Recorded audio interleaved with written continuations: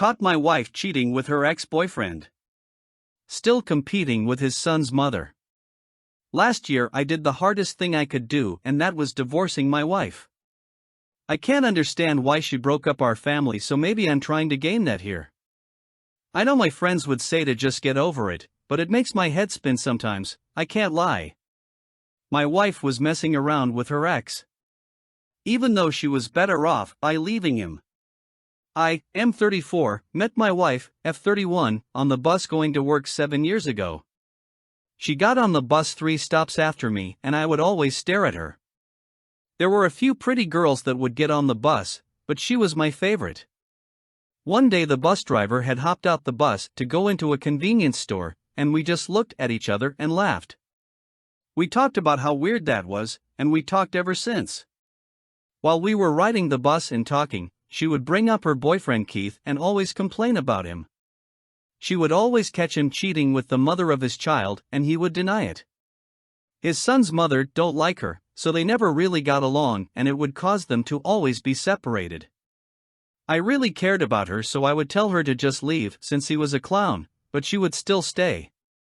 I didn't know how to get her out of the dumb love triangle she was in. All that changed when my father gave me his SUV when he upgraded his car with no charge. This was great, and one of the first things I had wanted to do was pick her up from the bus stop. When I had got the car, I started picking her up and taking her to work, something her ex didn't do. Even though she got to work earlier, she was happy. Then I started taking her to other places just to hang out. We had so much in common, especially since she had family that lived in Guayanilla where I grew up. After a while I decided to shoot my shot and told her how I felt and that she should leave her boyfriend. She tried to give me a bunch of excuses, but failed to give me a good reason to stay with him. A few days later, she called me and told me she wanted to hang out for the weekend. When I picked her up, she told me she was done with him and his situation with his child's mother. After that, we were officially dating. We dated for about 3 years before we got married. She was definitely happy to be in a relationship with me and bragged to her friends about how great I was. This had made me feel good, and I thought we seemed like those funny TikTok couples she looks at. She started talking about marriage, and I proposed soon after that. We were so in bliss after I proposed we actually got pregnant before getting married. After getting married, we had 2 daughters and a nice home to live in. There was very little for me to complain about at the time. We were the typical family running around after our daughters, who were 5 and 3 years old, and going to work. I always treated her right, and I tried to balance being a good father and husband. She would do the same, although it was a challenge because our daughters were definitely a handful. One day my cousin Anthony canceled on me because his mom was getting out of the hospital. Since he was picking her up, I decided to take my wife's car to finally get her check engine light taken care of. After walking out of the shop, I opened her glove compartment up to put the paperwork inside for later. When I opened it up, a bunch of crap fell out and I had to pick it up. While I was cleaning it up, I found a pretty recent picture of her with her ex-boyfriend Keith. The picture surprised me because it was a picture of him locked up somewhere. Into the picture with him was my wife and his sister Nadine. This surprised me because I never heard about her visiting him while he was locked up. I didn't even know he was locked up. He got a little heavier, his dreads were longer, and he was wearing glasses he didn't need, but it was definitely him. After cleaning up the mess, I drove home with a bunch of crap on my mind. I couldn't understand why she was going to meet him while he was locked up, and why I wasn't told about this. It gave me a sinking suspension about this, especially since it was so hard to get her to leave the love triangle situation she was in. When I got home, my wife was watching TV and went straight for the computer. I did a deep dive and I found out more about the situation. Apparently, I knew I wasn't going to find anything on her social media, so I checked his sister Nadine's page. I found out he's been out for 3 years thanks to the pics. Looking further through Nadine's friends, there were pictures of my wife with Keith and Nadine at a couple places and parties. Seeing this got me emotional, and I had to ask her about it and see what she has to say. I started up a conversation with my wife and I casually asked, has she heard from Keith? She looked at me confused and had told me she hadn't heard from him. I couldn't believe she just lied to me in my face, and I knew I couldn't trust her anymore. When that happened, I started thinking about all the things I should have noticed that was going on. She was gone more often, she stayed up later on the phone, and she avoided romantic gestures towards me. After she lied, I started snooping for some answers. To catch her slipping, I took on more responsibility with the kids so that she might use her free time to make a mistake around me. After a few days, she slipped up and told him I was going to be taking my kids to see my parents. After hanging with my kids and my parents, I called the old lady who lived next door and asked, did she see somebody come over my house? She said she did a while ago, and it was the same car it usually was. This surprised me because even our neighbor knew Keith was coming over. Even though I didn't know everything yet, I still was mad because deep down I knew what was up. When we got back, I asked her did she have any friends over, and she said no, and she just took a nap. This was bullshit, so I was really ready to leave her.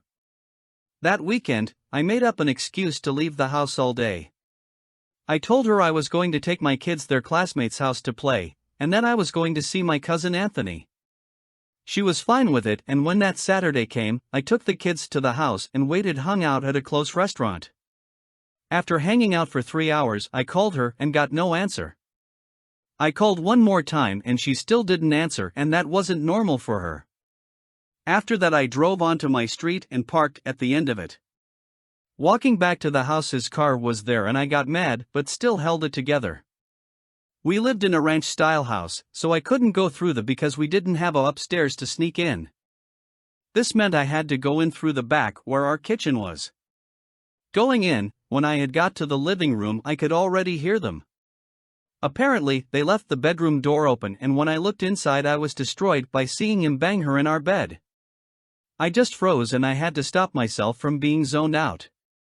After snapping back to reality, I went next door to see my neighbor, so when I confronted her I had a real witness on everything. After knocking on the door, her son opened the door, which was actually better. He asked me how I was doing, and I asked him could he help me with something in-house. He asked me what it was, and I said I just really need him to keep his eye on something for me. He said okay, and to give him a while because he was tending to his kids.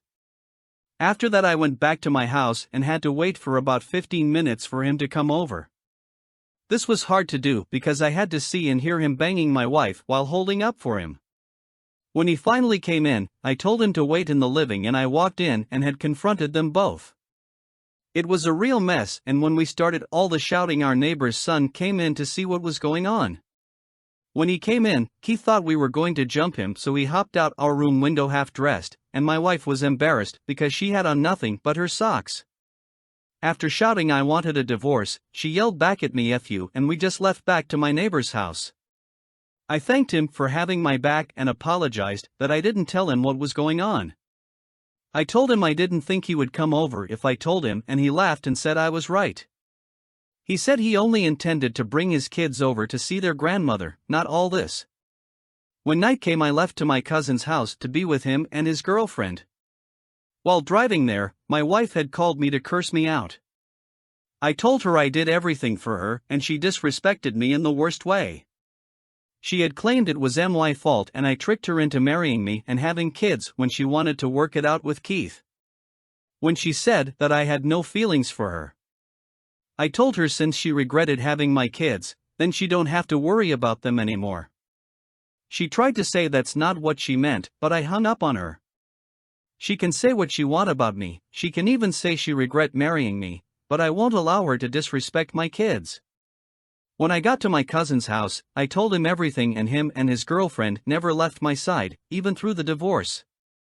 I think it brought us even closer. Through the divorce, I ended up getting screwed over hard because not only did I have to pay alimony and child support, but she got the kids too. Afterwards, she called me and tried to apologize for what she had said about the kids. She said she loved our daughters and don't regret having them, and I asked was her love the reason she destroyed our family. She said didn't mean to do it, but everything changed when she ran into Keith's sister Nadine. She said she ran into her while out at lunch from her job and they started to catch up. She said she asked Nadine about Keith and Nadine said he had got locked up. Apparently, he got stopped on a DUI and when the cops searched the car they found marijuana on him and his friends. Plus they found out the police was already looking for him, so he ended up getting brought in. After hearing this my wife felt bad, and Nadine asked her could she help support him while he was in jail and she agreed.